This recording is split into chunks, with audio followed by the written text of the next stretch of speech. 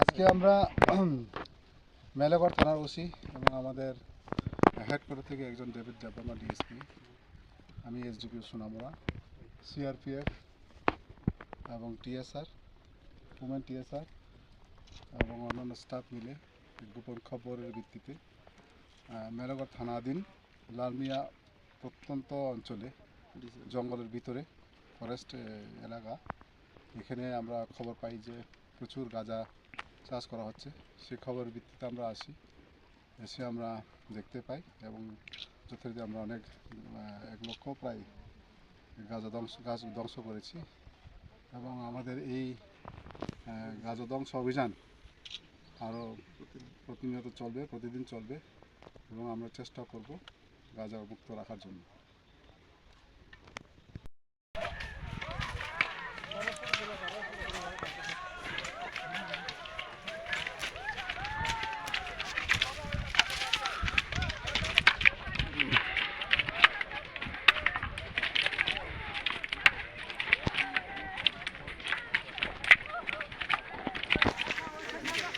দাঁড়ালাম না একটা শুভম তো দাঁড়ালো না একটু সামনে। এই শুভম স্যারের একটু দাঁড়াতে কারেন্ট একটা দিলে